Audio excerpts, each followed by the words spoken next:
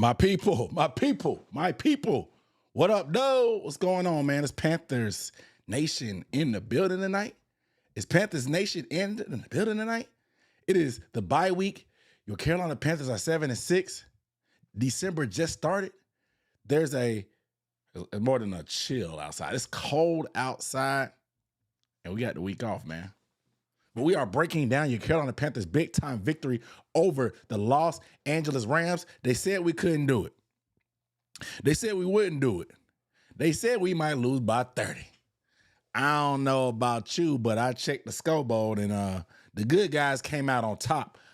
Man, this is after further review. We are going to break down why the good guys came out on top, how they came out on top. We're going to talk about a little bit of Panthers news, of course. We're going to talk about their defense. This is the live film breakdown. You're not going to get Panthers content like this anywhere else. I guarantee you. You're going to get it live here tonight, breaking down the film. Give it up for yourself for tuning in live. Give it up for yourself for tuning in live. We get that round of applause drop. Appreciate it. Appreciate it. Shout out to all the members out there. They know how we get down. If you want the full, unedited replays of this show, make sure you become a member. You can be a rookie or a vet, whatever tickles your fancy. The vets are going to get more film breakdowns, and then the rookies are going to get the full episode breakdowns. So that's just how it works. If you want to support the channel as well, make sure you do that, of course. I'm probably going to be doing some Christmas giveaways for the members coming up soon. So y'all stay tuned. Probably gift cards, just for saying thank you back for the members for the support. Got to give back because the group is growing, man. The memberships are growing. So shout out to all the members in the chat, man. I love y'all. We already got a super chat rolling in from my guy Jarrell Mason. Let me go ahead and get him that round of applause going. Round of applause. Yep. But Jarrell said, it feels good to play meaningful football in December again. I think Sunday may be a turning point we could possibly win out next 4. Evero is coaching like he wants to get a head coaching gig this cycle. Hey, man. Evero need to stay where he at, bro. Evero need to stay where he at. I'm at the point now where he can come back. He can come back. I hope he does a good enough job where he gets some consideration. But I wouldn't mind running it back one more year. Get him a pass rush next year. Get him a high-end pass rusher next year, and let's cook. Get him a high-end pass rusher next year, and let's cook, man. Let's cook because we are a legit pass rush away from really doing something on this defense. And the better our defense gets, the better it's going to elevate the whole team because our offense isn't elite. It's capable, and the defense giving turnovers is just bonus. But, like, if they could be consistently getting stops in terms of just 3 and outs and forcing punts just to be competitive, that'll take us a long way. But not having a pass rush is going to limit the ceiling on this defense. I've been saying it for a while. I'm going to do a bye-week breakdown, just assessing where we are and what I think of the team, where we are, strengths and weaknesses, a little bit later on this week as we go on through the bye. But that's just how I feel. So, Jiro, He good in my book right now. Appreciate you on the super chat, Jarrell. Make sure you guys give the video a thumbs up if you have not. We got a good amount of people tuning in, 126 people on this here Wednesday. Shout out to y'all.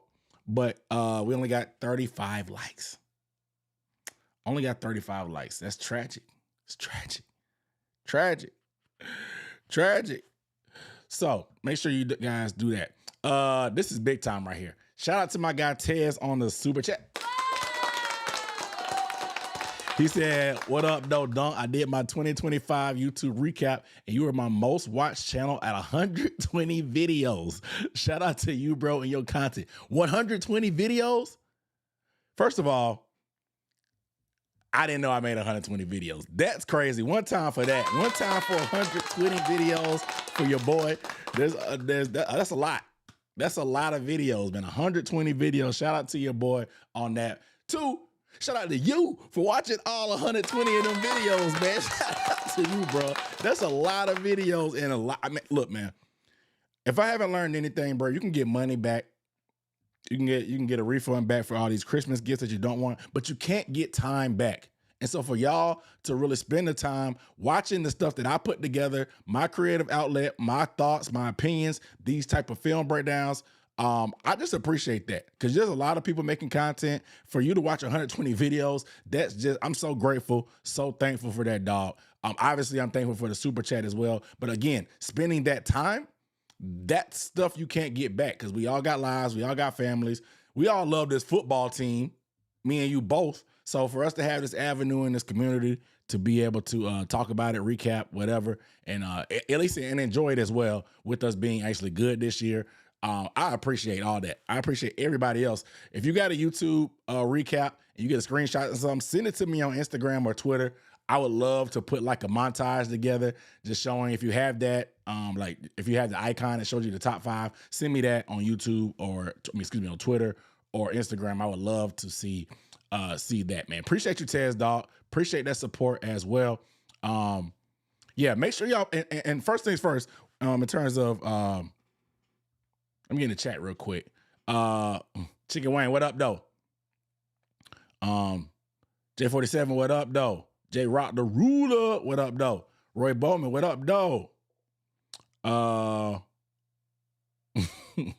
Daniel Wu, what up, though? Nicole Ivory, what up, though? Boy, Carolina Dame, he's Carolina Dame this week. Damian Felder, the song. What up, though, brother? Newbie, what's good, brother? Cam Dalton, what up, though? Undergrad said, we got to stay locked in. Carolina Mars said, what those quick makers question about? Yeah, man. 40 East Trail, what up, though? Josh, what's good, brother? What up, though? Andre said, what's good besides my Panthers? Big T, what up, though? Wrong.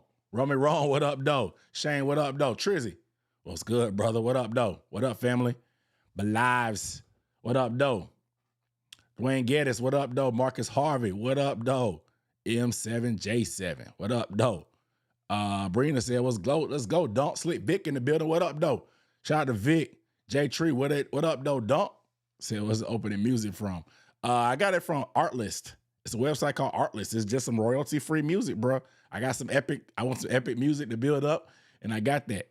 It's from Artlist. I can get you the name. I think it's called Yarin Primak, YARIN PRIMAK. Yarin Primak. It's called My Lord. Yeah, Yarin Primak. It's called My Lord. My Lord, like MYLORD. Tarmstar, what up, though? Yeah, if we get hired, we get that 3rd round pick. But I like continuity. You know what I'm saying? Said water them plants. They fake, brother. Knucklehead K, what up, though? He said, shout out to my boy Knucklehead K, got the epidural, man. Hope you're feeling better, dog. I'm telling you, I told you, bro. It's serious business, dog. Hope you want to up and up, dog. Hope you want to up and up, get you some rest, dog. Hope you kick back, relax, got your feet up, off your feet, watching this. Shout out to Andre Rubin becoming a member. I got some air horn for y'all, so if you got the kids around you, please drop the volume down. Air horn coming in 3, 2, 1. Shout out to Andre Rubin becoming a member. Shout out to him, man. So he shared the podcast, all the Panthers group. Appreciate the support, man. Said this is the go-to Panthers community. I appreciate y'all. We try to keep it civil in the chat too, man, because I know we can get upset and emotional on the channel too, but we try to keep it as civil as possible, man. It's all family. Jason Bishop, what up, though? T.I. Perfect, what up, though? Miss Douglas, what's good? What up, though? Is JC coming back this season? Yeah. According to Dave Canales, JC should be back out of protocol after the bye. Jeffrey Coffee, what up, though? Prestoni, what up, though? All right. Ernest Wingate in the building. What's good, brother? All right, so let's get into some news. So first things first, make sure y'all go and vote for the Pro Bowl. We have a lot of guys that I think have an opportunity. Derek Brown was not in the top 10 voting for Pro Bowl. We need to defund fan voting for Pro Bowls because if Derek Brown is not making the Pro Bowl this year, something's wrong with the system. I'm just going to say it right now. Something is wrong with the Pro Bowl system if Derek Brown does not make it. The brother is having an all-pro caliber year. The sack numbers are starting to show up finally. Game-changing play to beat the number 1 team in the NFL. 2 game-changing plays. We're going to look at that on tape today as well. If Derek Brown can't get in, man, something's wrong. He's made the Pro Bowl before. We have our eyes set on the all-pro this year, which is media-driven, but still. Let's get all the accolades. And hopefully, we make the playoffs and we ain't got to worry about playing in the Pro Bowl, if you catch my drift. Shout out to Kennesaw State. Go Owls. Whoo. Whoo. That's my owl impression. Shout out to Kennesaw State. JC was in the top 10, so that's good. Let's get JC. Let's run them JC numbers up. Let's run the Rico Dowdle numbers up as well. I know he's kind of tapered off from his total, but he's very, very close to 1,000 yards. One of the hottest backs in the league for a little minute during that little stretch. Hopefully he can finish strong, but let's get Rico to the Pro Bowl. Let's get some of our O-linemen to the Pro Bowl too, man. Vote all of them. Dame, Icky, Taylor. Shoot, vote Cade if you want to. Vote them all. Vote them as well. Go ahead, get your vote in for Bryce. But the big one, get T-Mac. Let's get T-Mac to the Pro Bowl. It's going to be tough as a receiver to get in to the NFC. But let's get T-Mac too. Let's get T-Mac in the building too, man. He's a rookie. Let's get him in there too. Obviously, defense. We know Derek and JC doing their thing. Let's get Morig too. Morig has had a phenomenal year. One of more. I think he still leads the NFL in tackles for losses for DBs. So let's get Trayvon Morig in that thing too. Let's get Morig in there. Don't forget about him. He only been gone a week. He's only been gone a week. Demontrez, what up, though? He's only been gone a week. So make sure y'all get them votes up, man. Got to get our boys there. Let's get our boys there. I want to make sure we start pushing these agendas for our players when we have good players that deserve the stuff. I try to do my part using my platform and push some stuff because it's about respect for me, man. I just want to get some respect. I push back online. I get in an argument sometimes with people that try to disrespect or be dismissive. I was trying to call out some of these Rams media people that was trying to just dismiss it as a fluke. I'm like, bro, this wasn't a fluke. The Rams played good. We just beat them. We played our game and we beat the Rams. Yeah, we're suspect at times and we up and down, but don't try to discredit us. Don't try to call it fluky. People try to call that tip interception from Matthew Stafford a fluke. Derek Brown has 7 pass breakups. He does that all the time. That's not fluky. And even then, Mike Jack was going to tip it in there. We're going to watch the tape. We're going to watch the tape on it. But people trying to dismiss what we've been doing with these wins as fluky. No. What we do is not pretty. It's not always pretty. So it's hard for people to wrap their around. We'll talk about that. Matter of fact, let's talk about it. Let's talk about it. Are the Carolina Panthers actually a good football team? Everybody and their mama has been going on this week saying, I can't figure out what the Panthers are. I can't figure out this. I can't figure out that. The last 7 games have been kind of crazy. We've been back and forth, wins and losses. We have some great wins over, of course, the Packers and the Rams just recently, but we have a loss like the New Orleans Saints. And so it's just weird. And we haven't lost back-to-back games since week 2. We had a couple win streaks where we won 3 games in a row, but it's been a seesaw ever since then. Over the course of November, we beat the number 1 NFC seed twice. One on the road in Lambeau, one of the tougher places to play, and then we beat the Rams at home. But you also lose to the Saints at home. So it's just a conundrum. We're not top of the line in the league in any really defensive category. We're bottom in the league almost in sacks. We're up there in turnovers. We don't have a potent pass game. Our run game has been steady at times, but it's been hit and miss down this recent stretch. Bryce Young has had his moments, but he's also had some stinkers. So it's like really hard for the national media when they doesn't watch the Panthers on a week-to-week basis to really put their thumb on why the Panthers are 7-6 right now. Because they're definitely playing above their merits and their talent level. It's just, we have a style that's just very unique. Again, it's not pretty. It's not sexy. Unless you're a Panthers fan, it's probably hard to watch. We're not fun to watch on a week-to-week basis. It varies.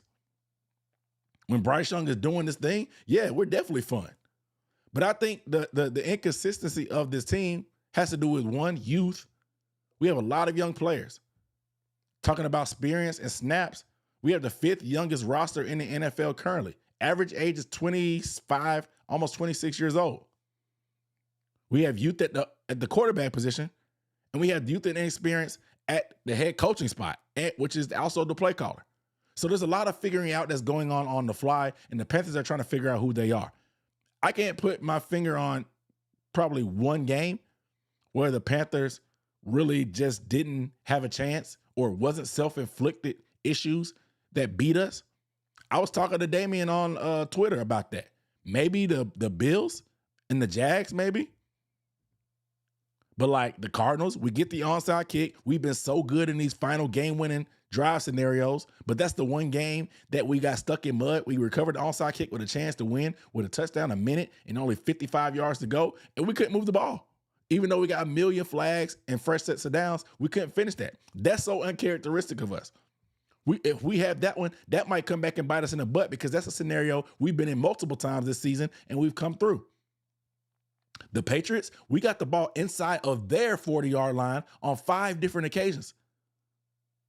And we only had 3 points to show for it. 9 points to show for it. Oh, 6. I'm sorry. I apologize. 6 points to show for it. We got a touchdown, but we missed a field goal as well. And a couple of times we stalled on 4th down. So we got the ball inside of their 40 on several different occasions, but we only got a touchdown to show for it. Not to mention, one of those times that we stalled, we actually punted in their territory, and they ran it back for a touchdown. Horrible blocking on 2 different punt returns that allowed them to get one a touchdown, and in another one, they set up for easy field goal, touchdown range. The Bills, we know the story with that. That was Andy Dalton. Andy doesn't turn it over in the red zone at the beginning of the game. Maybe we get into a shootout. That sack fumble was devastating. Yeah, we couldn't stop the run, but we couldn't stop the run against the Rams. But the fact that we were able to score and control the ball and run the ball, it allows us to stay in the game. Right? And so losses like that, and then the Saints, it's just a divisional game. They got us slipping. Not to mention, hey, that was probably the worst game of J.C. Horn's career. 99 times out of 100, he's not going to have a game like that. And even then, if we didn't have that fumbled exchange between Jimmy Horn and Bryce Young, we're probably still going to win that game as ugly as it may be. That play right there where we were in scoring territory and fumbled the ball, that was the biggest difference in the game. We only ended up losing by a few, but even as ugly as that game was, we still had a chance. And so there's just been one thing or the other that's really cost us games. A few plays here, a few plays there. A lot of it, has to do with us playing a lot of youth. But the way we win is we have these low-scoring games. We have a certain style. That Atlanta type of game where we blow a team out, that's just not going to beat us on a week-to-week basis. We don't have the talent to just dominate like that often. We're going to have knockout ugly fights just against teams like the Cowboys or shootouts where we edge those out. Or we're going to have a game like the Packers where it's low scoring and we edge that one out. But even somebody as bad as the Jets, we'll get into a game like that. We'll have to edge that one out. Or we'll get into a game like the Rams. We'll have to edge that one out. I don't know how bad or good this team is exactly, but I know what they're capable of. I know what's happening when we play our game. When we run that football and Bryce Young is on and Dave Canales is committing to calling that run, we're going to be a tough team to stop. We're going to be a tough team to beat. I'm telling you. And so if we get into this dance, the fact that we've been in so many close games and we've won in so many different ways. We've won close games as a shootout, having the ball last. We've had a close game where we got into back and forth with the Rams. We had a close game where we had a comeback victory over the Dolphins. We've had an overtime game with the Falcons as well. We've just had so many different type of games on a week-to-week basis that we've been stressed. The players have been stressed, but they've come out on top with composure and discipline. We've been on the right side of these close games so many different times that I feel like we're battle-tested, that if we do get to the playoffs when stuff is tight and we get into a close game, I feel good. Dave Canales said it himself after that Packers game. He said, dream with me for a little bit. We play our game, play discipline, play hard, get into the fourth quarter, get into the late, and we'll make a play and finish the game. And that's what it is, because Bryce Young, if he ain't nothing else, he's clutch. And so if we can get into these close games, I trust in Bryce Young to be able to lead the team to victory. Nobody's done it more times than him since he's been in the league. It's a tough way to live and stressful way to live, but I think the Carolina Panthers are capable of a lot of different things. And in this year in the NFL, where the NFC is wide open, I'm not afraid of anybody. This was the big bad wolf. The big bad wolf is who you just beat, the Rams. Everything else now, it's just about matchups, the wackiness that can happen in divisional games against the Bucs, and it's about you showing up and playing up to the standard that you've established and that you've shown that you're capable of on a week-to-week basis. So that's going to be up to them. But we know what this team can do. We do.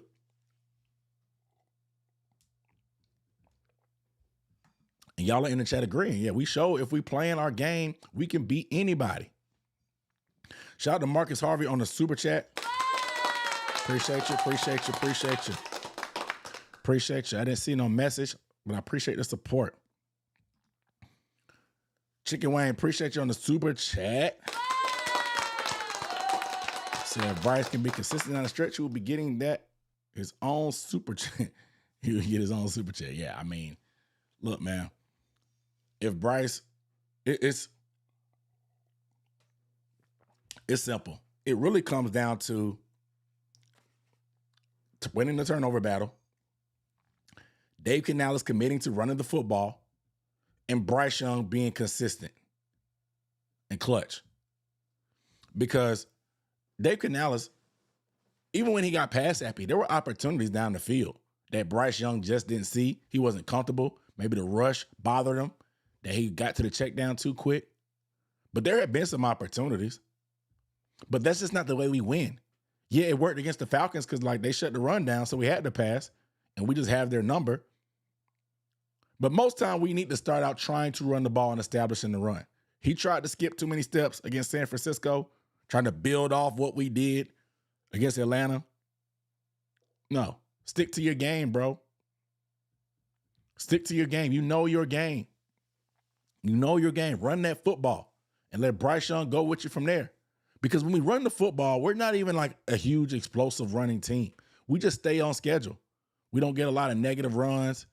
We get 3, 4, 6. Puts third down manageable to the point that, hey, let's just run the ball. It's 3rd and 4. Run the ball. If we don't get it, we'll get the 4th and 1. And then when y'all crowd the line, we're going to take a shot. Or we're going to run to the outside or something like that. So we just keep things manageable. We have to stay on schedule and we just move the ball. Just move the ball. Shout out to Jarrell Mason on the super chat. Said NFL, the playoffs this year gonna feel like March Madness. Hey man, it might. It might. It just depends on where home court is. Home field. Excuse me, I said home court. You got me thinking March Madness. Home field. Who's got home field advantage? Who's hot at the right time? I'm excited, man. I hope we get in the playoffs, bro. I hope we get in. They let us in, they might mess up. We might, especially if we get at home. We get at home, shoot. Against the right matchup, yeah. But appreciate you guys tuning in. Make sure you guys get a video a thumbs up if you have not. It also came out about Bryce Young, 5th-year option. I'm not going to spend a ton of time on it. If you follow Panthers on Bleacher Report, you saw my video and thoughts. Dan Graziano, NFL Insider, came in and said he expects the Panthers to do that. It wasn't a guarantee. It wasn't a report. It was what he expected to do. The 5th-year option is worth $26.5 million. For context, that's cheap. Brock Purdy makes way more than that. Kyler Murray makes more. Geno Smith makes more. Trevor Lawrence makes more. And then it's just it's so affordable. In this economy for quarterbacks, it's almost a no-brainer. Bryce Young has improved his win percentage, his completion percentage, his passer rating, and his sack percentage every year for the 3 years he's been in the league. He's improved them. The only other quarterback that's done that in their first 3 years is Josh Allen. You can draw whatever conclusion you want to from that, but that's good company. So we just want improvement. Progress isn't also always linear. We know that rookie year was just despicable. Looking back in hindsight, you got DJ Chark, who's not in the league, Adam Thielen. Need I say more about Adam Thielen? And then Jonathan Mingo, who can't see the field in Dallas as well. Man, It's the type of people we put out there. It's just imagine. It's so amazing how the delusion. We'll believe any delusion. We'll believe any delusion about those guys in the moment. Because I just the way DJ Chark was cooking in camp, I thought we was gonna take over the world. 2023 was a disaster. But that whole year, man, you gotta throw it away. Coaching dysfunction, lack of weapons, lack of O-line. There's a lot of damage to undo from that rookie year. So, but I'm just looking for progress and consistency from Bryce Young. He's shown enough flashes that I think you have to do that fifth-year option, but we just need to see consistency. That's the next step for Bryce. Consistency. So then they go ahead and extend Mike Jack. Mike Jack just got a bag.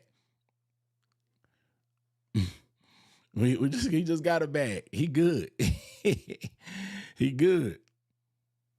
Bro, man, fifth flow. He good. But yeah, I mean, for context, Bryce Young, $26.5 million for the fifth-year option.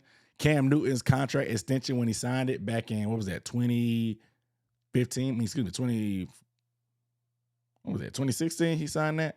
Or 2017? He was making $20 million a year. $20 million. So Bryce Young's contract is only a couple $1 million higher than Cam Newton's contract was back then. And that was almost 10 years ago? So very, very cheap for where the market is now, quarterbacks. Yeah, Daniel Jones was getting 40 from the Giants. Nuts.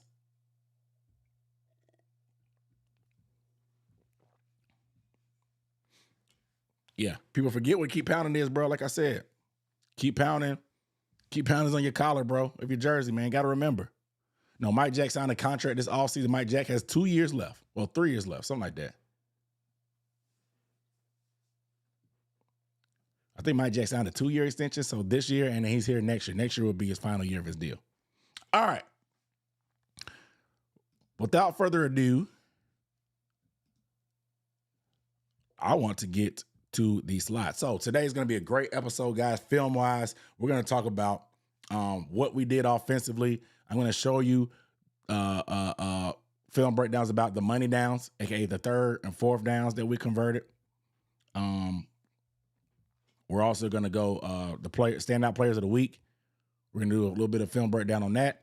And then defense is rough. But we're going to look at the turnovers. We're going to keep it positive. If you want to see the negative stuff, become a member. I'm going to give my feedback on that there, at least the players, the negative player plays. And then standout player of the week. I'm going to go ahead and give you a hint. On defense, it was Mike Jack. It was Mike Jack. So, all right, let's get to these slides, man. Let's get to these slides.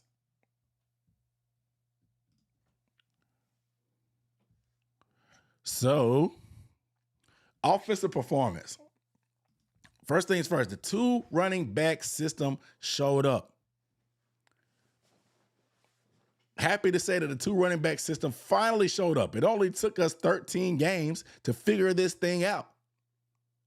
Chuba Hubbard did not start, but he did out-snap Rico Dowdle. But the touches, almost identical. Rico Dowdle, 20 touches, 79 yards. Chuba Hubbard, 19 touches, 124 yards. Over 200 yards of offense from our running backs. And then you got a little bit of balance, getting 200 yards from Bryce Young. I mean, I just think that this was the epitome of what we've been looking for when we signed a 1,000-yard running back in free agency after extending Chuba Hubbard last year. It just finally came to fruition. The rotation seemed natural. It didn't seem like they were just, okay, every other drive and one guy's exhausted, but it's his drive, so he's not coming off the field. It wasn't that. It just seemed natural. It seemed organic. It flowed. When the hot hand was hot, we stayed with them. Dave Canales mentioned that they were using Chuba as a third down running back. And I think a lot of that has to do because he's such a way better pass blocker than Rico Dowdle. But we saw Chuba's chops in the passing game this week. Rico seems to be a little bit beat up. He don't seem as explosive, but he's still able to grind out and churn some yards. Had a couple nice runs to get some conversions to move the sticks. But I think having that even touch, even workload is going to help us down this back stretch. And man, Chuba, he looked fresh. He looked spry. I'm glad to have him back down this back stretch. He was running like a man possessed during that third quarter. Them Chuba chants, them keep pounding chants. So the Rams fans I watched were scared when Chuba was in. Chuba was sending a message, man. And it was interesting because it finally came together. I'm just so happy it finally came together. And I think we talked about it on the show, how Chuba just looked hurt. He looked like he was still hurt. And there's no way you saw this Chuba on Sunday and think it was the same Chuba from before that got his spot taken. Chuba admitted himself that he came back too early. I get it. He's competitive. He wants to be there for his team. But he probably also saw Rico Dowdle going berserk, getting a lot of love, taking advantage of all the opportunities in the soft part of the schedule where the soft defenses and just running it up, earning money for himself. Rico earned a bag for himself, no doubt, while Chuba was beat up and out. And so I think that if we can even out that workload, hopefully this bye week gives Rico a chance to get fresh. If he can come back with that same juice that he had over that stretch before he got beat up, because I know he's dealing with a quad, he's dealing with a groin. So I'm hoping he can get himself together, get healed. Man, it's going to be trouble. It's going to be trouble because we have to be able to run the football. You have to be able to run the football. We know that now. And let's run this offense through the running backs and let Bryce Young be clutch and play point guard on third down and in clutch moments. We have an identity. Dave Canales just has to lean into it. But I'm glad the 2 running back system finally showed up. I thought we stayed on schedule. We didn't have a ton of third and longs. Everything was manageable. Again, we weren't getting a ton of explosive runs. We had 35 carries between the running backs, rushed for 141 yards, but we only had 2 10-plus yard runs. That's crazy. 35 carries. We ran the ball pretty much as we wanted to, but we only had 2 10-yard carries. Everything else was just grinding out. 4 yards here. May get 3 yards here. Maybe 2 there. Boom. Pop them for 7.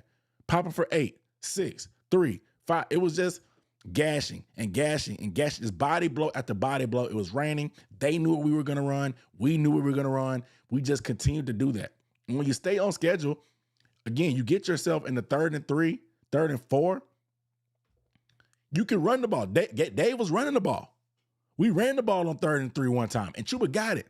Other times we ran the ball on like 3rd and 4, 3rd and 5. Got it to 4th and 2. And then boom, Bryce Young goes over the top. Because when you're on schedule and you get into those 4th downs, those are almost no-brainers, especially when you are in your opponent's territory or close to the 50. In the modern NFL, once you get to that 4th and 1, 4th and 2, and you're around the 50-yard line, 40-something yard line, you go for it. And shoot, we good for 2 yards on anything, whether it's a throw or a run. We nickel and dime in the pass game all the time. That's what we do, dink and dunk at times. And in our run game, of course, we can grind that out. But what we did this time was we kept them off balance. We got in the 4th and 2. They're going to load and stack the line of scrimmage. We're going to get single coverage on the outside. And then we're going to take advantage of that with these big body wide receivers. I just thought that staying on schedule allowed us to go for it on 4th down, on 4th downs that weren't crazy. We didn't have to be too aggressive on 3rd down. We had a couple 3rd and longs. But like we didn't have to be, we didn't even have to be aggressive there. The Chuba touchdown was 3rd and 8. We ran a dump off on 3rd and 8. It was a phenomenal call against what they did, the blitz. But we didn't have to be uber aggressive because we stayed on schedule. We were content with not taking a huge risk on 3rd down because we knew we were probably going for it on 4th down. Dave Canales said he did a lot of it because he knew what type of team we were going against. But again, keeping those situations in manageable down and distance. When I used to play football back in the day, once upon a time, I'm not going to tell you what year. But our philosophy was this. 1st down, get at least 4 yards. 1st down, get at least 4 yards, at least. Second down, whatever distance it may be, try to get half of that at least to make third down manageable. And then on third down, it's manageable. Go for it, get the first down. But now in the modern NFL, and especially what we did, if third down is like medium, we ran the ball, try to pop one, maybe get half, make fourth down manageable, and go for it on fourth. So that's similar to what our philosophy is. If we're not even doing anything crazy, we take our spots on the explosives. Dave Canales wants to throw the football down the field. He does. But we have to set it up via the run to give ourselves one-on-one opportunities on the outside. And Bryce Young feels a lot more comfortable throwing to those guys on the outside, giving them chances one-on-one. And he's starting to get better at connecting on those.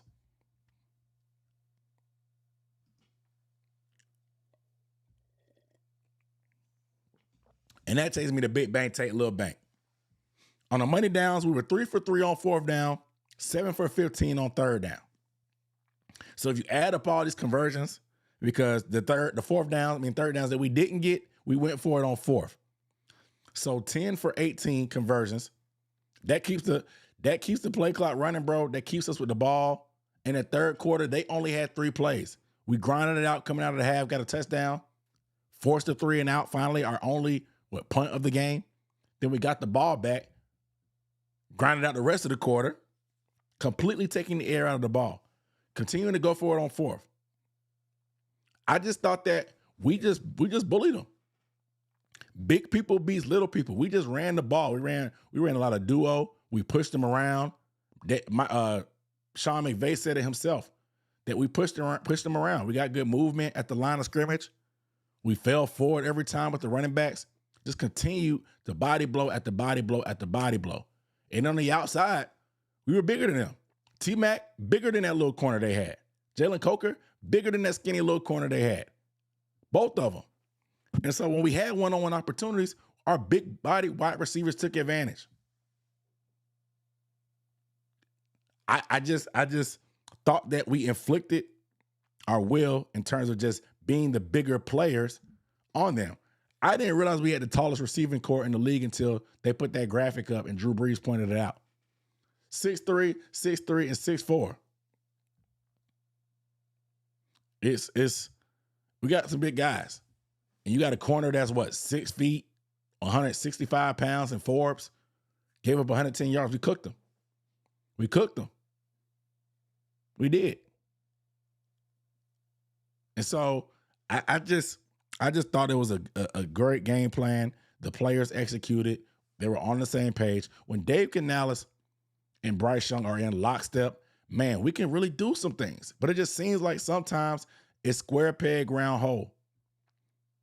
Bryce Young doesn't trust some of the plays that are being played because he doesn't let the ball go. But when he's decisive, he's making the right decisions, he's accurate and shows control.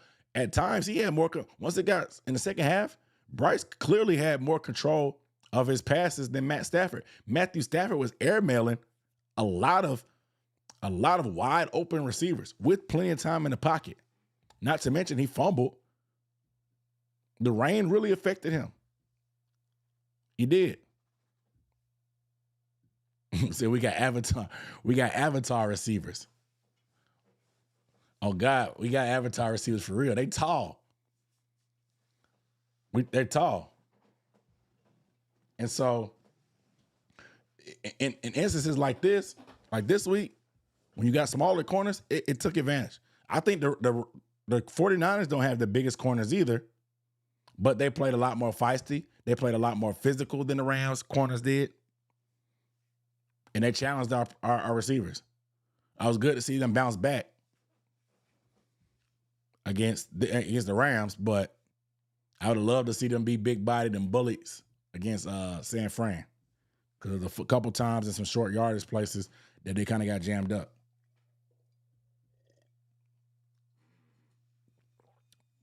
So, first film breakdown. Let's take a look at some of the money downs. Let's take a look at some of the money downs and how everybody came through for us. See if I can get this to work. All right. Oh gosh. Un momento. Where's my pen?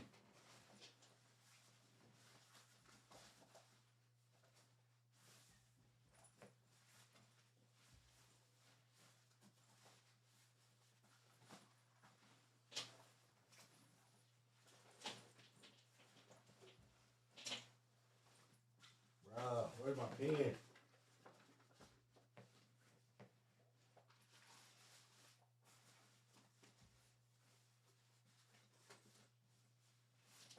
I can't find my Apple Pencil. Apologies for being unprepared. That's what happens when you travel during the holidays. I don't bring my Apple Pencil with me.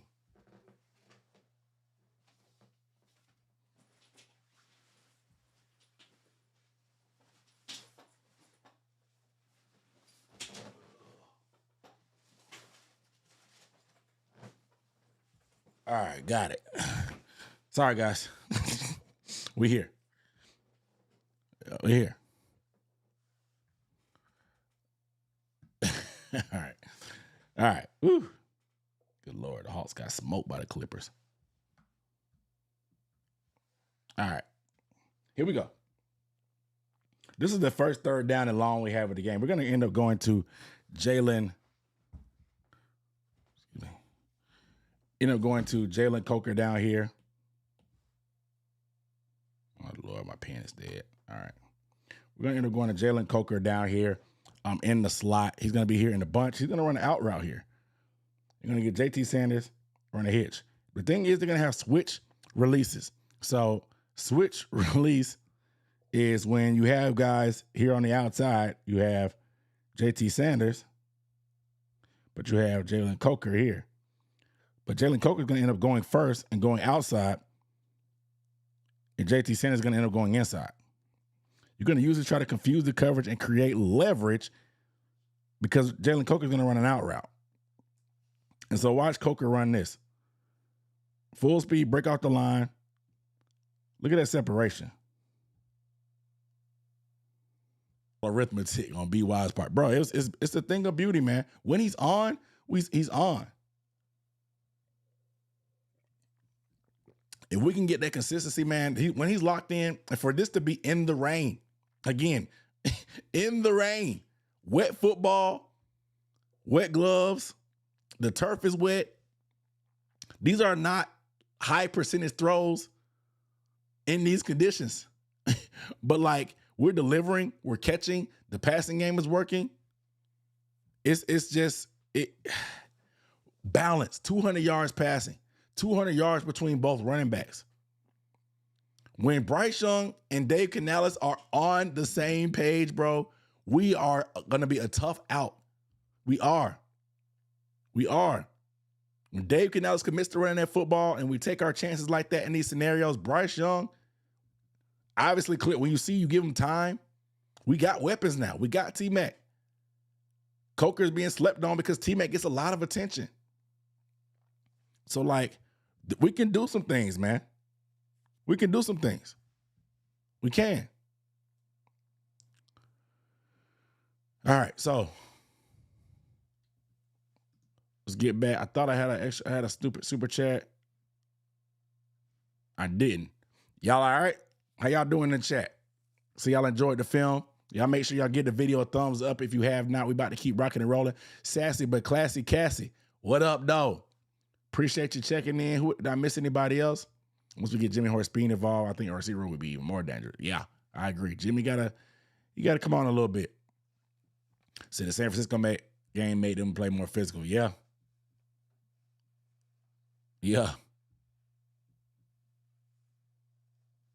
So the big boys don't need as much separation. Yep.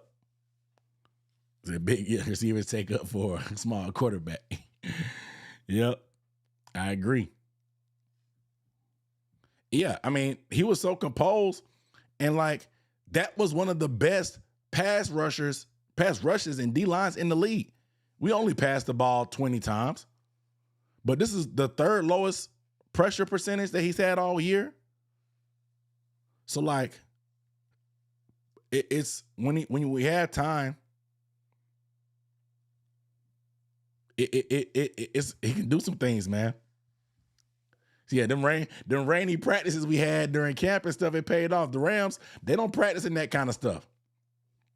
They don't practice in that kind of stuff. They don't. Go ahead and sign up for the membership, T. That's $5 for the rookie level. You get the full replays. Shout out to Bonnie Collins on the super chat.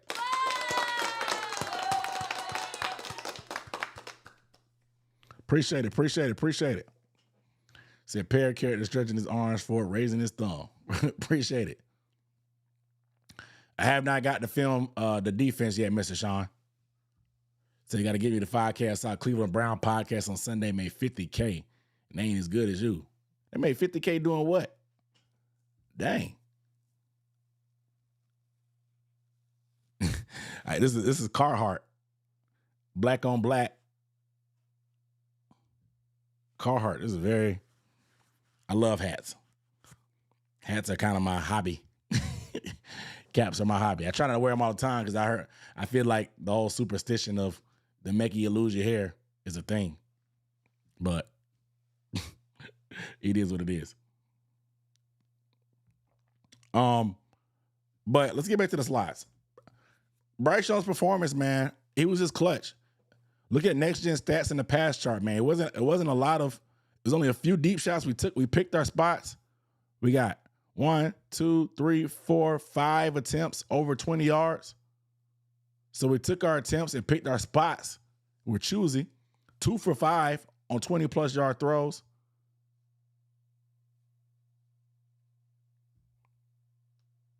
Two for 5 on 20+ yard throws, but 15 for 20 overall.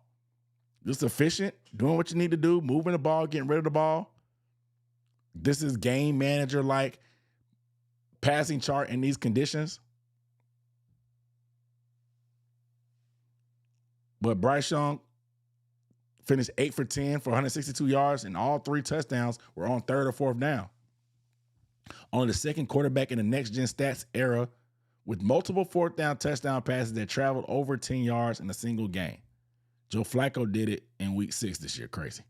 Against one of the lead pass rush units league-wide this season, Young was pressured only 7 times, his second straight game facing fewer than 10 pressures. 1, we didn't pass the ball that much, but 2, shout out to the O-line. They've been patchwork all year, but they've stepped up. Again, Bryce Young, we don't need him to be elite every game. We just need him to be special for those 4 or 5 plays, and we're good. What plays was he elite on? This long pass right here in the blue, elite. This long pass right here to Coker, elite. This one right here in the middle to Coker, elite, to finish the game. This one right here on the sideline that I showed you earlier that moved the chains, elite.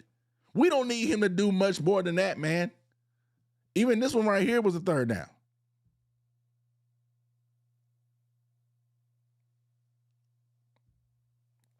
Right? So you just need him to be special 4 or 5 times a game. I keep saying that. 4 to 5 plays. When we need him to, just come through. And that's what he did. I get my hats from 47. 40, I don't know if you can see it.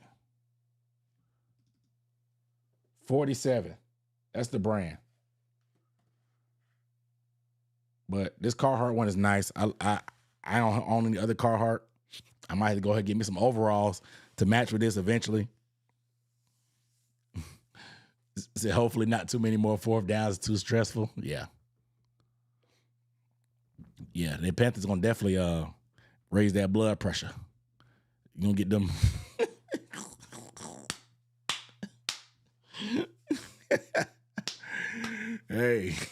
Hey.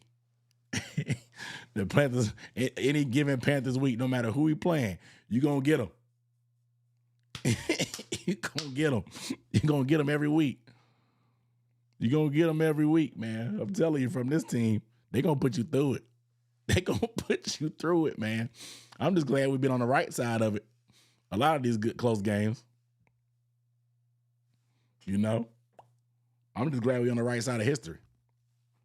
Dana Lowe, what up, though? So it feels good to watch this team make a come up. The progress has been amazing to witness. We're learning on the fly, dude. If we can make the playoffs, like we're still technically in our rebuild, but if we can rebuild and get experience on the fly and like playoff experience on the fly, it would be amazing. It would be amazing because it gives you experience in them high leverage games where like every play counts. Playoffs, every play counts. Every play counts. So like getting that experience to be able to, no matter where we end up finishing when we get to the playoffs, if we can get, I just want to get in, one, to get a home playoff game if we win the division, but two, those young guys get that experience.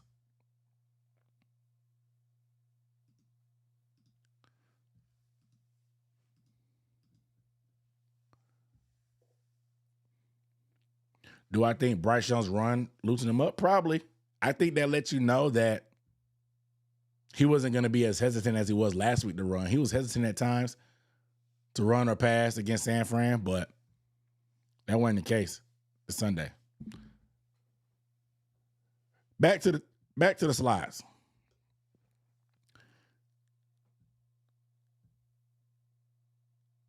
Standout player of the week, Jalen Coker. Jalen Coker. 5 targets, 4 receptions, 74 yards, 1 touchdown. Clutch. Standout player, he was clutch.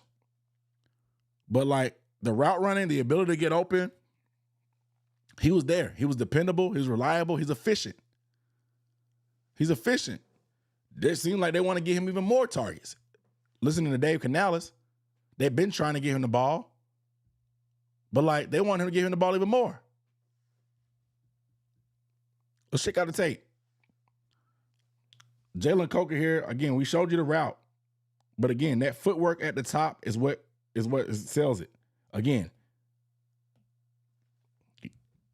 hook here, dig route is what we typically do, but nah, not this time. He's going to throw a fake at the top and break outside.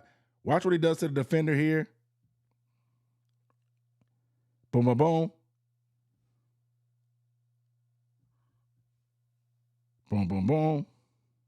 One more time in slow-mo.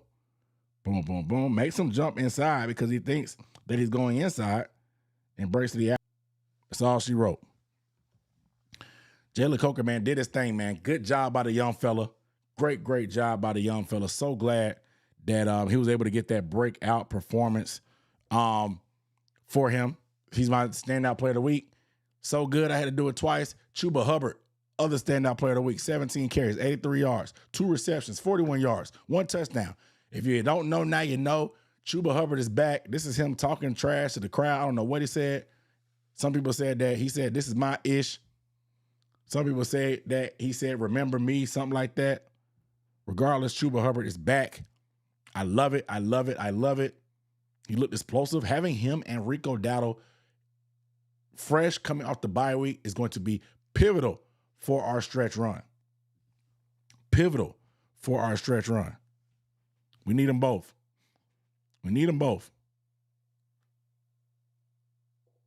Let's look at the Chuba tape really quick. The Chuba in the backfield is that swing route. Just watch the speed. One, Autumn finally caught the ball. Didn't really use his hands, but he caught the ball. And just the ability to trust his speed. Like this doesn't, look at that stride. The burst.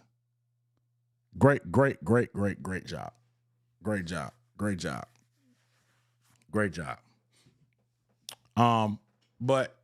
now that JT hold, I don't have it handy, but it was tough. All right, let's switch to defense. How y'all feeling? Y'all feeling all right? Like we got a super chat. No, are we good? I already got that one. That was a super sticker. Yeah, Tremaine is a solid player. I did not go to the game. I did not.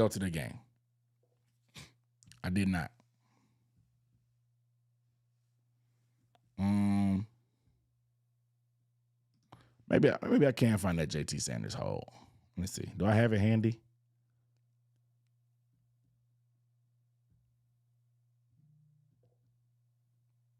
Do I have it handy? I don't think I do.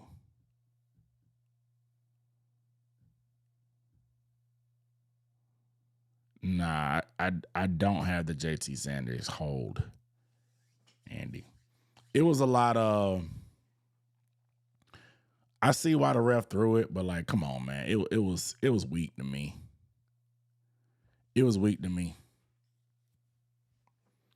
Yeah, Chuba popping right up after dragging 7 defenders. That sends a message.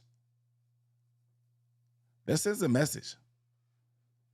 These dudes do not want to tackle him, man. They don't. But let's keep rocking and rolling. Make sure you guys get a video thumbs up. You're locked in. If you're not subscribed to the channel, make sure you do that. Do that. Do that. Do that.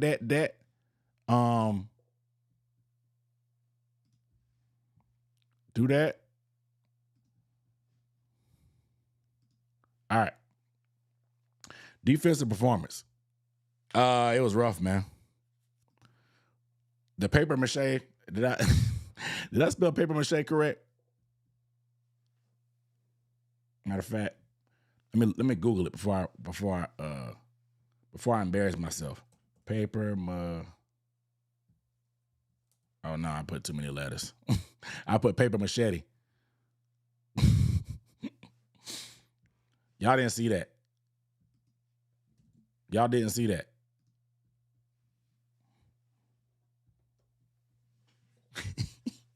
Y'all didn't see that. All right. Paper mache secondary. Look, man. I didn't have a lot of high hopes. J.C. Horn's hurt. Trayvon Morrig's hurt. Corey Thornton, your backup, is hurt. We went out there with a Caleb Evans trying to guard Devontae Adams. Lord bless us. Lord bless us. We sent out a Caleb Evans. I don't think I've seen a more mismatched matchup since. Remember what 2023 with Evero? We played against the Vikings, and we had Deshaun Jameson guarding Justin Jefferson, and he made a play. But like Jefferson kind of just he kind of sunned him in the end zone. Like we were just so thin because JC got hurt, and I think CJ Henderson or Keith Taylor might have been hurt too or something like that. So like we were on Deshaun Jameson, 5'9" corner, playing Justin Jefferson.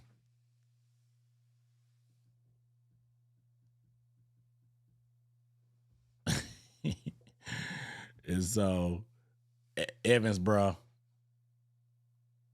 I'm good, man. Like I just don't understand, and maybe they feel good about JC coming back and whomever else we may try at corner.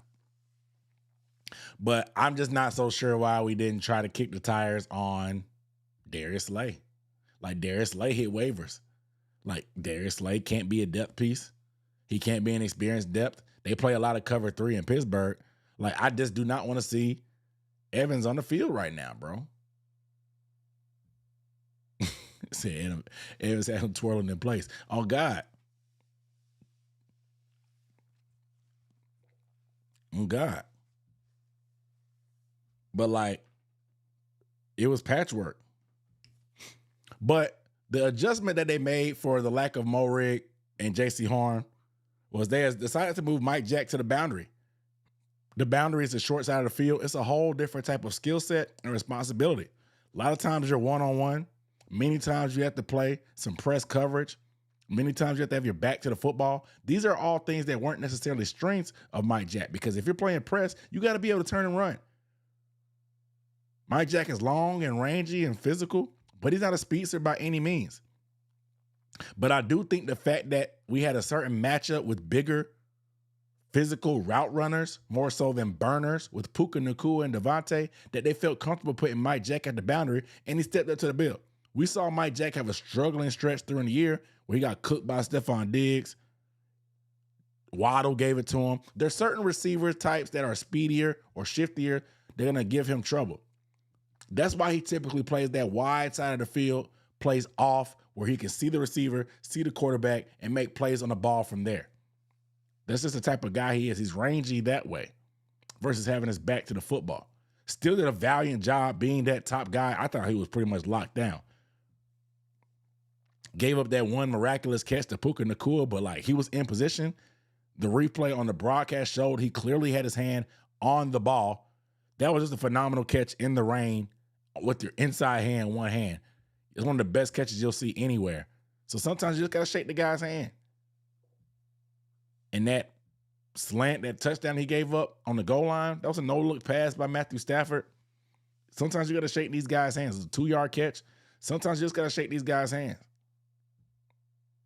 You know? And so that was their adjustment at corner. I thought they decided to simplify the coverage. I'm looking at what their coverage breakdown was.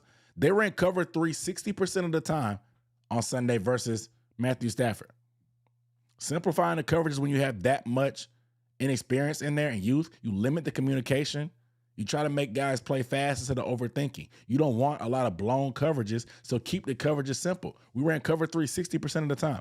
Our normal percentage is 39.8% cover 3. So a 20% increase in cover 3 coverage, just to, again, keep it basic. Keep it basic. Let these young guys who haven't played much together play faster, not want to overthink. You can disguise it if you want, but they're playing a lot of cover 3.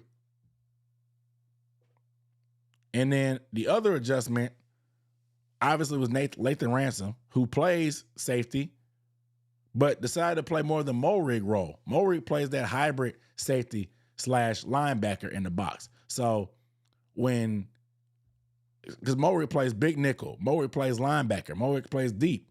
They divided and conquered, right? So what they did with Ransom, anytime they wanted somebody to play linebacker or big nickel, he played in the box.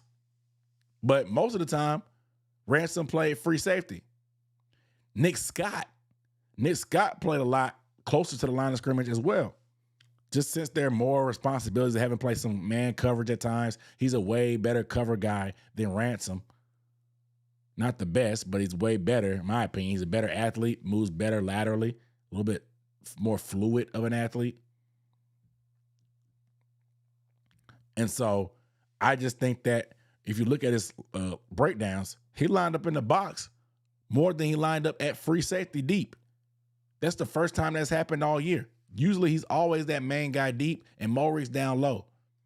But this time Nick Scott was closer to the line of scrimmage. They needed him to because, again, Morig's responsibility. So they had to make some things shake. But that was the adjustment. They simplified the coverage. They played Mike Jackson. Sorry, let me recap. What they did to make up for their secondary's woes, which was a great job in my opinion, is they put Mike Jack in the boundary and J.C. Horn spot. He's usually playing that field, that wide side. He made the adjustment. The fact that they didn't have super fast receivers, I thought they allowed them to feel comfortable in Mike Jack being able to play that one-on-one backside type of coverage when you're isolated. They also decided to put Nick Scott closer to the line of scrimmage. First time all season where he's played more in the box and closer to the line of scrimmage than he has at free safety. And then, of course, when they wanted somebody to play that linebacker type of whatever role, they used Lathan Ransom for that. And so he got some snaps at big nickel or dime linebacker. So they divided and conquered.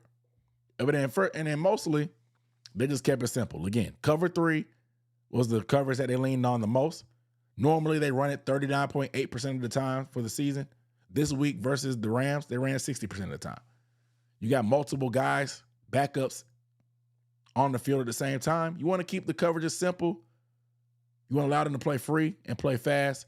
Limit the amount of communication needed so you don't have any blown assignments like we saw last year when we had a bunch of young guys playing. And look, it wasn't pretty at all, but I understand the philosophies and the strategy and the game plan of why they wanted to do that. So I thought that's what they did for the adjustment for Morig. being out. They got dominated up front. I don't know if I worded this wrong, but they were dominated up front. I guess if they were the ones that did the dominating, I would have put dominant. But they got dominated up front. It was nasty. Just absolutely nasty. The defense is on their heels all game. No knockback up front at all. They couldn't shed blocks. Instead of running zone to move laterally, they ran duo. Derek Brown does a good job moving laterally, getting off blocks, shedding blocks, but they just ran right at us. They ran right at us. They pushed us around. They got physical. They got up to the second level on our linebackers, and they just embarrassed us. It was nasty. It was actually nasty. Like, the stats were just like crazy. They were crazy. Corum averaged 11.6 yards per carry. Kyron Williams, 5.5 yards per carry. Blake Corum, 7 attempts. He had 100% success rate on his runs. 100%. Kyron Williams, 53.8% success rate on his runs. Just absolutely disgusting output and effort. Blake Corum, 54 yards after contact. Kyron Williams, 35 yards after contact. Blake Corum had 7 attempts. 3 of them went for at least 10 yards. Nuts, man. Nuts. Nuts.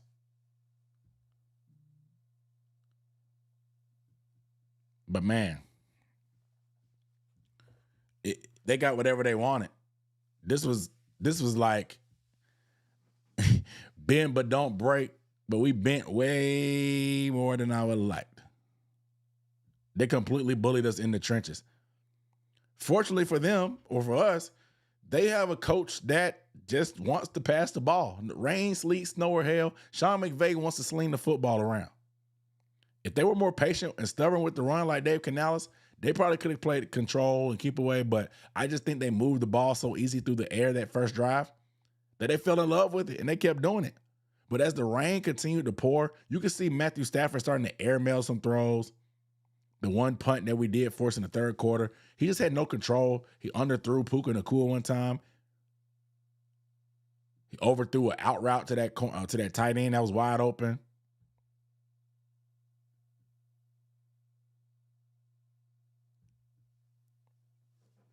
But it was just, they got whatever they wanted, man. But that's why you try to make teams nickel and dime you. Try not to give up the big plays. The more plays that they run, the more opportunities you have to make them mess up. They're going to mess up. They're going to delay a game, or they're going to fumble the ball, or they're going to give you a pick. Make them earn it. Don't give them big plays. Big plays shortens drives. You want them, the drives, to be long. You want them to run multiple plays because, again, they were trying to run the ball, put the ball through the air. But I just thought that we were opportunistic when we needed. The Carolina Panthers have forced 6 turnovers over the last 2 games.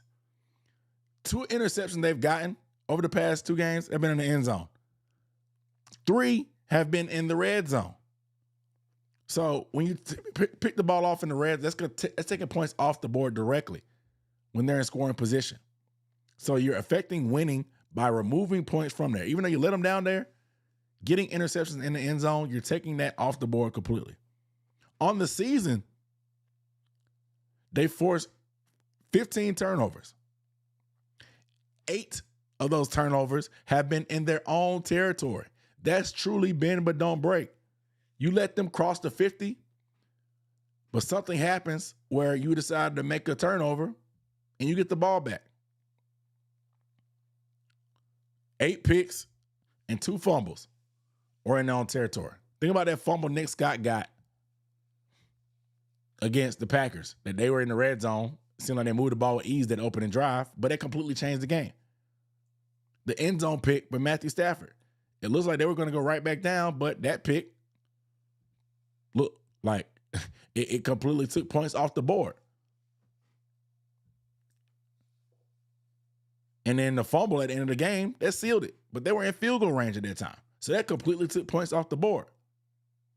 And so that's what the difference between this year and last year. We've already exceeded our turnover total, and we have 4 games left. 6 turnovers over the last 2 games. Big time increase in volume. And hell, 2 of those turnovers we have turned to points. Pick 6 by Mike Jack, and then Shaw Smith-Wade pick. So the defense, man, they've been improved in terms of rushing yards allowed and passing yards allowed, but still just 18, 19 or so. Nothing crazy in the 20s in some categories. But when you can force turnovers that many times, give your offense extra possessions, it's a game changer. That's what we're going to need from them when we place these good teams. I don't expect them to be dominant enough to be able to just completely shut down these better teams that we're playing. Because notice how they started the season off hot, but now it seems like they can't force the punt to save their life. But like forcing turnovers, that'll play. That'll play.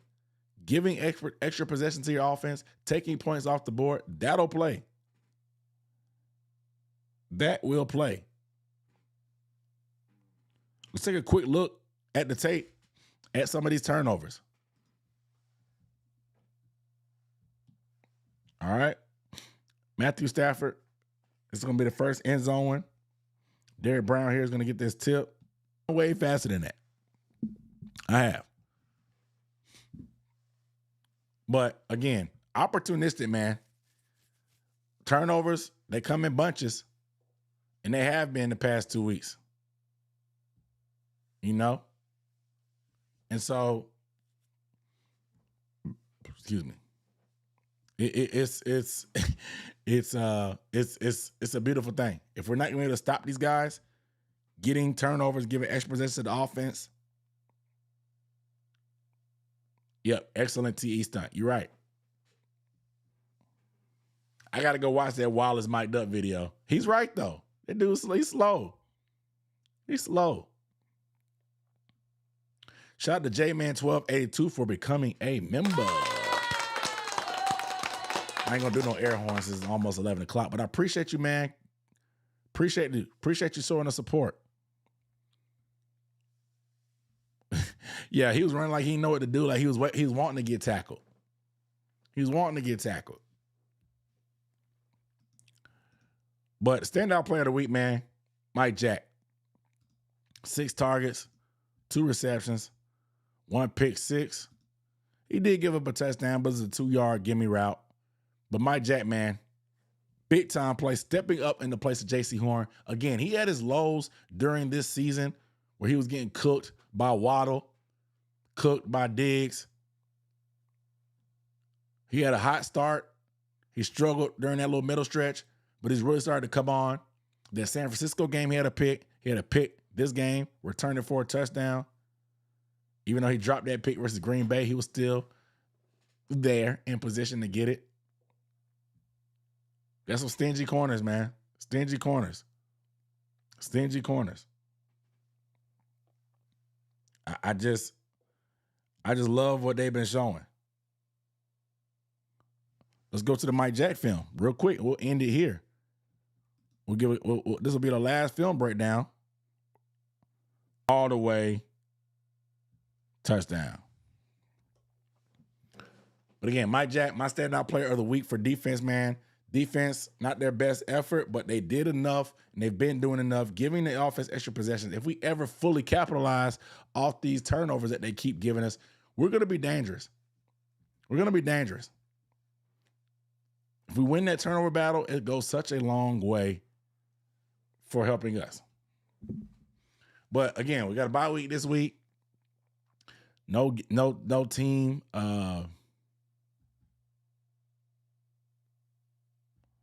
No team, no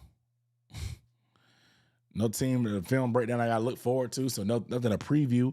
I'll just be doing some bye week assessments on some players. And I'll do a full team one sometime this week as well, just kind of assessing where we are progress-wise. But I'm happy where we are. 7-6, guys. 7-6. We're in the thick of it. We know what we gotta do. We gotta sweep the Bucks.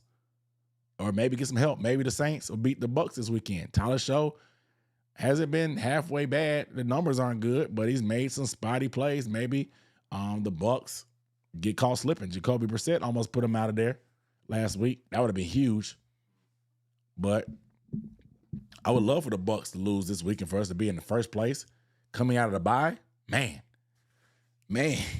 for the Panthers to be in the first place, coming out of the bye, then you really control your destiny.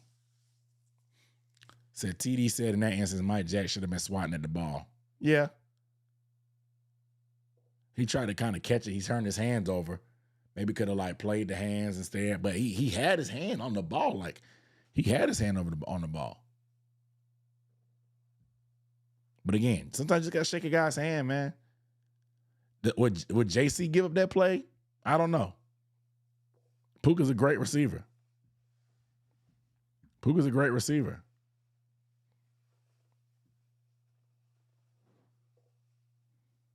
A good reminder on the super chat. I was going to get around to it, but good reminder. Appreciate you, Cal L21. Is that like Superman's name? Ain't that what Wonder Woman called Superman? Appreciate you on the super chat. Kyle L21 said, what do you think of Isaiah Simmons signing? Backups played. Excuse me. Keep on. I mean,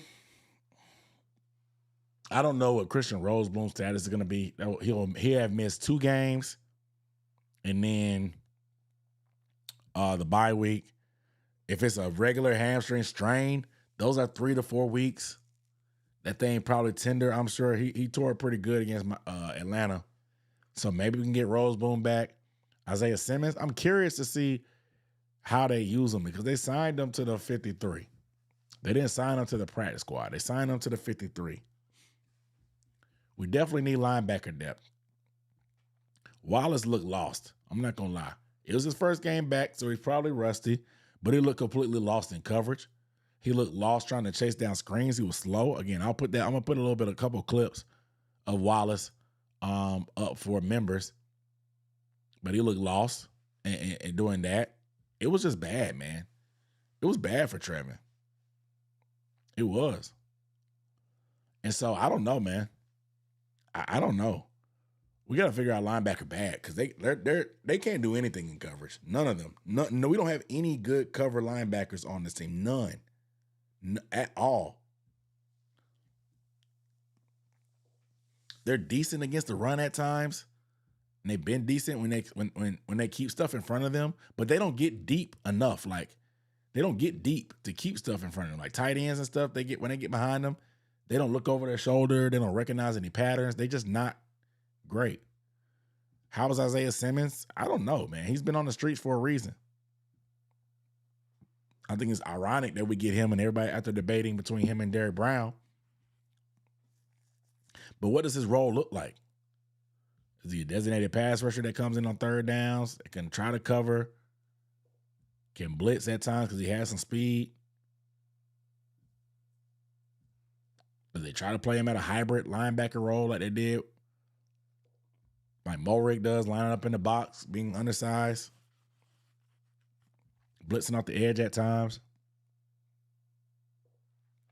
Ajura's been very, very creative and very, very intentional about the roles he has for players on the defense thus far.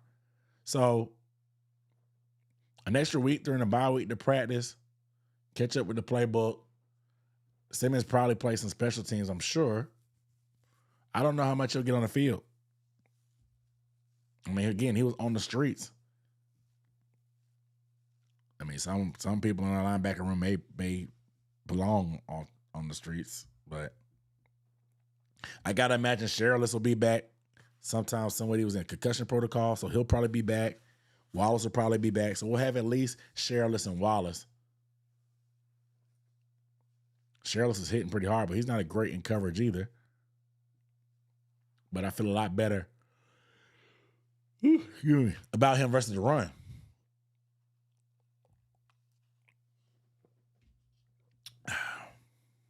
So we'll see. But Isaiah Simmons, we'll see, man. With Shereless coming back, I don't know how much he gets on the field. I don't.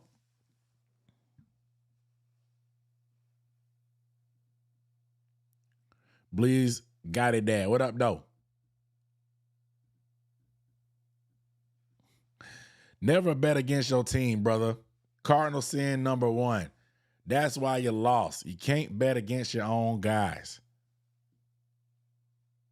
Never do it. Don't bet for them either, because if they lose when you bet with them, they're gonna be mad. You're gonna be even more mad. Double mad. Double mad.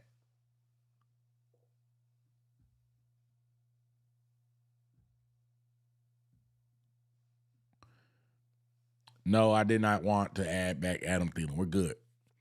No need to add back Adam Thielen when Coker finally has a breakout playing in the slot and playing on the outside as well. We're good. We're good on Adam.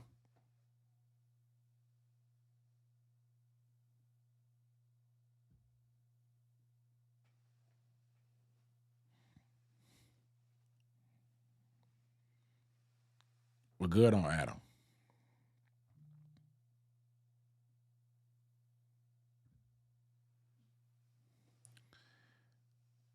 Yeah, never bet against your team. Never bet for them either, for sure.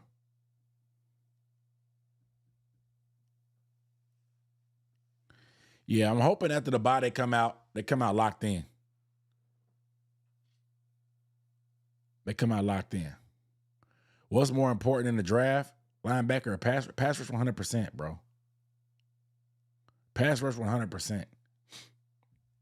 Like we're second to last in sacks. Bro.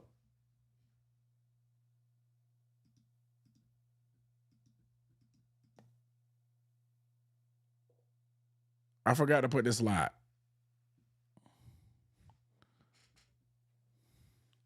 The biggest issue on defense is pressure. We had 6 total pressures, guys. 1 sack. We only had 2 players with a pass rush win rate above 0%. Everybody else has 0% pass rush wins. They didn't win at all. That's insane. Wanham and Turk had a couple wins. Outside of that, nobody else had wins on the pass rush thing. They didn't give DB the pass rush win. He got a pressure for it and a sack, but he didn't get a pass rush win because it was a pick. According to PFF, only 2 players registered a pass rush win for the Panthers. That's insane. That's insane. Nobody's coming to save us in that department. So we just got to figure that out during the offseason. But pass rush is far and beyond the biggest issue and the biggest target in the draft and this offseason. Ideally, I would love to get somebody established to speed up this process and let Scorton be the complimentary guy. That would be a great duo. I don't know how they figure it out and find somebody because those guys just aren't walking around. Not for cheap, at least. And if they are for cheap, you're going to have to pay them.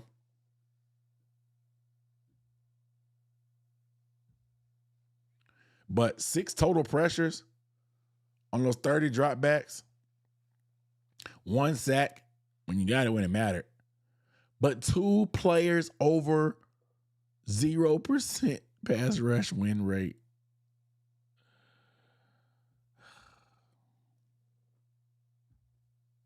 That's depressing. It's almost impossible to play defense, especially coverage, when you don't get pressure. It's a testament that to our coverage unit and what we're doing in the coverage and our DBs that we're able to get this many turnovers without being under pressure of the quarterback. It's just not a sustainable way. We're always going to have a limited ceiling on this defense if we do not have pressure. If we're going to bring Avero back, let's make sure we figure out the pass rush this offseason. Dan Morgan, Brant Tillis. Let's figure out the pass rush. I think we can get a quality linebacker in the second round. That guy from Cincinnati people been telling me about. It looks like I saw the clips and the highlights I saw. He looks pretty darn good. You can get him in the second round. You need to get a pass rusher in that first one.